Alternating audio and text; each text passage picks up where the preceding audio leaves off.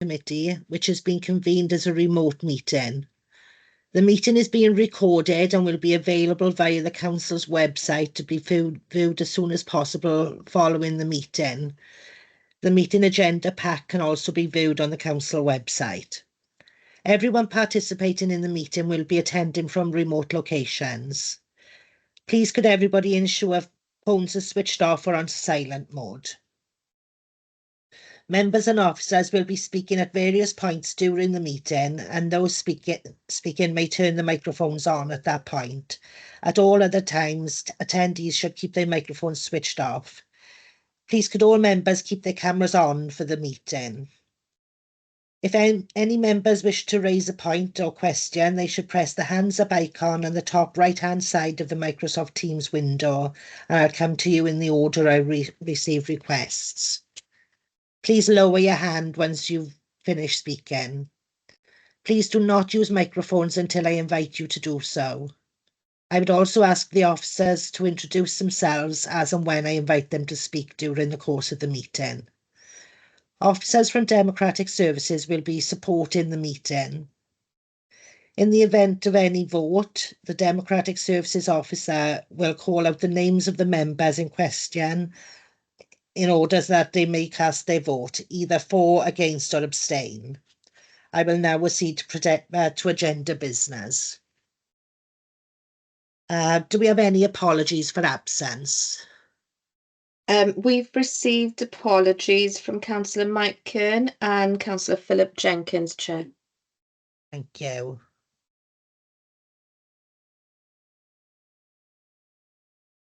Declarations of interest? No. Could I have somebody to move and second the approval of the minutes from the meeting the 22nd of the 5th, 24? I'll move, I'll Chair. move, Max. Oh, I'll second, Max. Thank you.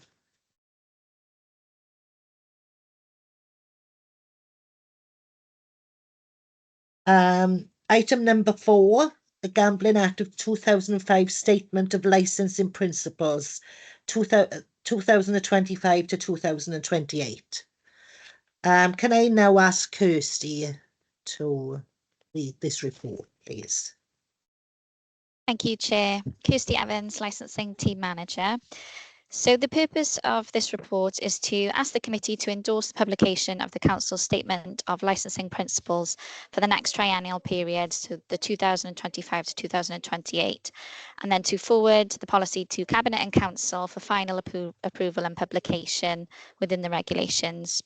So the Gambling Commission is the unified regulator for gambling in Great Britain, and it's responsible for the granting, operating and personal licenses for commercial gambling operators. However, the responsibility for licensing land-based premises, as well as functions relating to issuing permits and regulations, rest with local authorities. So the Gambling Commission issues statutory guidance on the manner in which local authorities are to exercise their functions under the Gambling Act 2005. And part of that is that the local authority must publish on a 3-yearly basis a statement of licensing principles governing the regulation and policy and the decision-making process relating to these gambling premises. So in April 2023, the Department for Culture, Media and Sport published its gambling white paper, which included proposals for the modernising and the regulation of the land-based sector. So following a public consultation, the government then published its conclusions and the proposals that will impact the sector. The proposals are contained within paragraph 3.3 of your report. And those include changes to casinos, so providing consistency between different types of casino premises, changes to gaming machines in adult gaming centres and bingo halls, changes to cashless payments on gaming machines by removing the prohibition on the use of direct debit payment cards, the introduction of legal age limit for 18 for low stake cash out style category D gaming slots, and finally raising the current fee cap that licensing authorities may charge premises in England and Wales by 15%. So these changes will be introduced through 6 statutory instruments, which will be laid before Parliament. It has not been confirmed when these changes will be made. However, it's likely that they'll be introduced in the next couple of years. And since the last local review, the council has received no evidence of new trends or concerns in the land-based market that it regulates. The government white paper highlights that the steady increase in growth and shift to online gambling has seen neither a market increase overall in the gambling participation nor an increase in the population gambling rates. So it is proposed that the council move to renew its statement of licensing principles with no changes in policy for this next triennial period. And the proposal is that a full detailed review will be carried out once these legislative changes will come in. So we'll include all that within the new policy. So this approach was set out in the consultation document. And the consultation then took place between the 26th of July and the 23rd of August. One response was received from GamCare, which is an independent charity providing information and advice and support to anyone that's affected by gambling harms. The response is detailed in Appendix B, and they did offer support for the council's position, and they did suggest that we may look to gather some statistics from the National Gambling Helpline, which they operate in helping us develop a local profile. So we did request some statistics from them, but no response was received. No other consultation responses were received during the consultation period. So in conclusion, as we've received no evidence of new trends or concerns, it's proposed that the policy be renewed with no policy changes. Just an update to the preface to explain this approach, and the statistics which are detailed in red in the draft statement of principles in Appendix A. So it's therefore recommended that the committee endorse the draft statements in Appendix A and subsequently forward this to Cabinet and Council for full approval. Thank you. Any questions?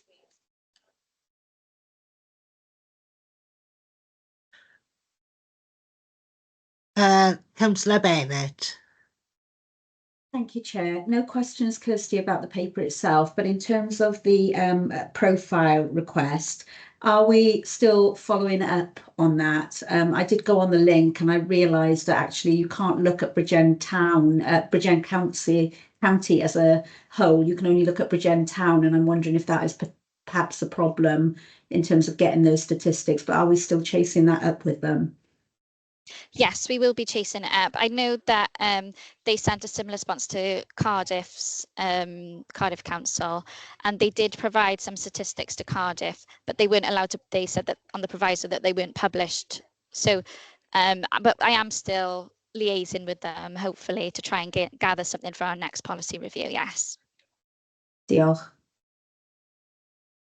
Mine's not really a question, Kirsty. It's a concern, really, over being able to use debit cards on gambling machines. Yeah. I just think that's quite a dangerous precedence. And I do. Yeah. Jonathan? You're on mute, Jonathan. Yes, yeah, so no, you've got Councillor Bledsoe and Councillor I'm James sorry. Yeah, no worries. Councillor Bledsoe. Thank you, Chair. No, absolutely no issues with the report, Kirsty, and happy with everything that's in there. But the one thing that did jump out at me, and I'm hoping you can give me a little bit more clarification on this, is very much about the traditional land-based betting options. Do we have any say at all on the new wave of, you can go onto social media now and find gambling opportunities? Do we have any input at all into that market, or do we solely have the remit on land-based? It is solely land-based, yes. The Gambling Commission control the online community, which seems to be most of the problems lie. And yeah, like you said, it is an emerging trend. It's kind of taken off with the social media, but we don't have any input into it, unfortunately. That's fine, Kirsty. It's just for my understanding. As I say, not a problem with the report in any way, shape, or form, and happy to support it. I do have concerns about the new wave of gambling. So thank you very much. Councillor James, please. Yeah, it's not a question. Like others, I've got a concern over the use of cashless cards in gambling places. I mean, there's a problem with gambling addiction, right? And this is not going to help the situation. And as I say, we've got no control over all this, but it's a Parliament decision. And I'm with Councillor Steve Betts, so I got no problem with this report, all right? But concerns over this cashless issue, and I hope Parliament will see a bit of sense and refuse it. Thank you. Councillor Pratt, please. Thank you, Chair. I'm going to take a different tact on debit cards. We are moving into a cashless society. We are right. This is a decision by Parliament, not us. But I'll hold my hands up. I am somewhat of a prolific gambler. I do enjoy a bet from time to time. But I mean, we are moving into a cashless society quite rapidly. I very rarely use cash when I go out, so I don't use betting machines in pubs or anything like that. But I very rarely carry cash, and this is just the way things are going. So it's that there is a difference. You can't use credit cards on gambling apps or machines. So it's a debit card. So you only have the money in your debit card that it is. It's it's not getting.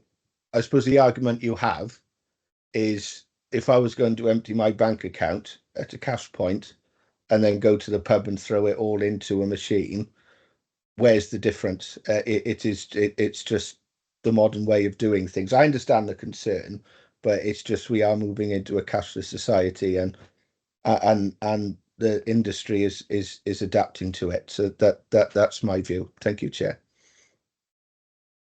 Councillor Davis. Thanks, Chair. Just a point and then a question for Kirsty, really. Chair, I echo your concerns, although I do understand Councillor Pratt's comments there. I think the thing is the principle we should be aiming for is to make it as hard as possible, really. And I know that comes across as quite, patronising and nanny state-ish, but at the end of the day, there's loads of evidence to show that addiction can turn into gambling can turn into a severe addiction. My question is for Kirsty regarding some of the points already raised by members. What pressure can we bring to bear as a collective with other local authorities, or contributing to any reports created by broader UK-wide groups? What pressure can we bring to bear via the WLGA or the collective of local authorities you mentioned to me last week, Kirsty, regarding coming together as a group and looking at different ways of dealing with this issue? So what pressure can we bring to bear on UK government regarding the future of this legislation? Because as you say, it isn't in place, and it is probably going to be subject to some change. Thanks. You, Councillor.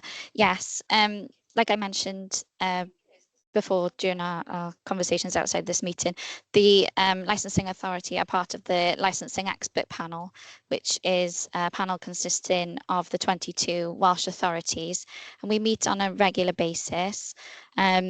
During one of our last meetings, the Gambling Commission had a representative at the meeting, and we were discussing kind of moving these policy forwards, and it was all agreed by the 22 authorities that for this term, because of the new changes that were coming in, this was the stance that we would take. We would review our policy with no change and then do full reviews during the next triennial period, or if the new changes come in. As part of this group, we have provided consultation responses to the white paper. We got together, we have the expert panel, and then we kind of branch off into working groups then to provide responses on behalf of the group. So we are in contact with the right people, and we are submitting the responses through the right channels, so to say. So yeah, we are on it. Thanks. Councillor Llewellyn Hopkins, please. Thank you, Chair. As with everybody else, I've got no problems with the report at all, but I do have some serious concerns about the use of debit cards on the machines. We are in a cost of living crisis, and as a few members have said, gambling addiction is a really bad addiction, and I just would like it noted really that I've got some serious concerns about the debit card use. Thank you. Is there any questions? Oh, Councillor Pratt. Yeah, sorry, just to sorry, Chair, just to jumping on what Councillor Davis said, and it's just a query. I mean, we are a democratic authority, so I mean, if we had, you know, if as a majority, this council has concerns over the use of debit cards, like, you know, could we write as an authority to say our local MP, or as it's all changed now, our 3 MPs, and to the Department of Culture, Media and Sport as a standalone authority, if that gets voted on and those are the concerns, write to them directly. I you know, if councillors are feeling that strong about it, you know, they have a vote on it and send letters to relevant MPs and the department itself, you know, as a standalone authority. Unless there's something that you're going to tell me we can't do it, I see no reason why we couldn't if we feel that strongly about it. Thank you, Chair. Joanna, did you want to come back in? No, sorry, Maxine, it's a legacy hand. I'll take it down now. Okay. Kirsty, was regarding what Councillor Pratt has just said, is it possible that we can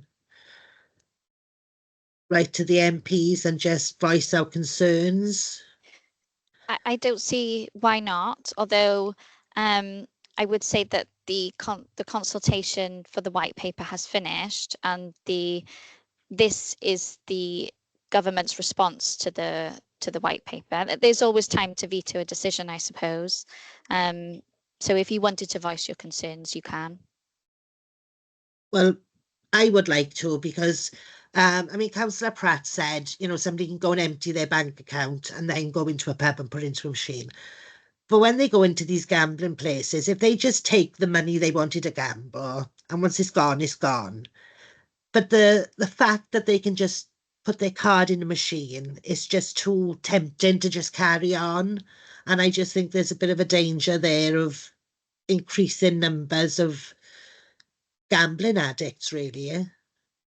Would it be helpful if I had a look at the government consultation response and found the specific response to this, to removing the prohibition on the use of direct debit cards? Yes, please. And forwarded them. Yeah. Yes, I can do please. that. Yeah. Joanna? Yeah, could I just ask, is there a limit to how much they can put on a debit card in the gambling places, please? I think it would depend on the category machine, and I would have to look at the specifics for you, but it's something I can definitely look into and get back to you. That's no problem. Yeah, thank you. Is everybody happy with that response from Kirsty? Yes. Yeah. Thank you. Right, okay, so are we gonna can I have a mover and a seconder for this report then, please, if we're going to accept it? I I'll move it. move. I'll second then. Right, okay.